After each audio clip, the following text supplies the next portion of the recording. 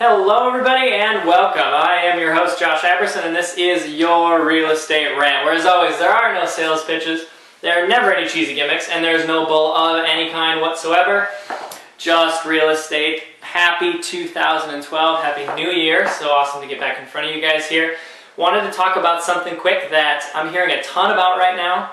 And I would assume that it's on your brains as well if I'm hearing a lot about it in the actual market. So the topic for today is now a good time to buy a foreclosure? There's a lot of people getting into the new year thinking about upgrading or getting their first time home buyer house, and so I just wanted to touch on foreclosures really quick, because I think the general assumption on foreclosures is that it's always a really great deal because, you know, the bank owns it and they just want to get it off their books. Well, it could be that way and it could also not be that way. Let's give a couple different scenarios. First scenario, let's say you have a foreclosure that's rather new on marketplace and is in pretty good shape.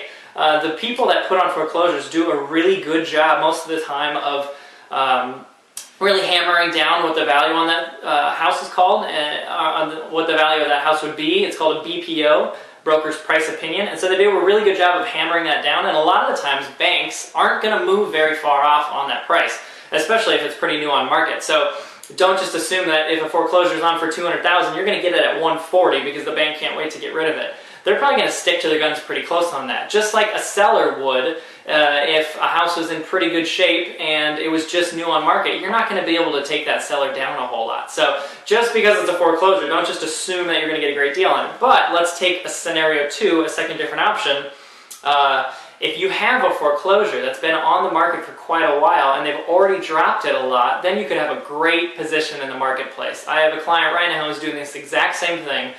This foreclosure has been on the market for like 6 or 7 months. It scares a lot of people off based on how the inside looks, but when you really dig a little deeper, and we found some research on the house, it doesn't have to be that much stuff, and it doesn't have to be that bad, but what it looks like is scaring people off.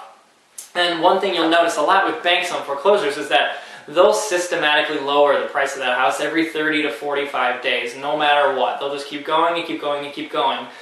Just because they want to get it off their books. So if it's been on the market for a long time and you're not necessarily scared off about the stuff inside, that's when, yes, it's a great time to buy a foreclosure, because you can get an absolute steal.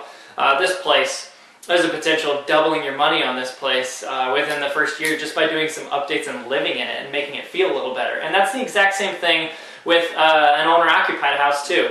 Don't just assume that a foreclosure is a better deal than an owner-occupied house, because you could have a seller that is really wanting to get out of their place and has been sitting on it for a while, and you could potentially get a lot better deal from them because they might be willing to give you points for closing costs, or doing some upgrades or things like that that you can't really get out of a bank, because sellers have more ability to kind of change things up on their own personal house to get out of it, where banks might be a little bit more stringent. So is it a good time to buy a foreclosure? Absolutely, but it just depends on the exact scenario. So make sure the agent that you're picking out on these things is really doing their due diligence and checking whether or not it's actually a steal.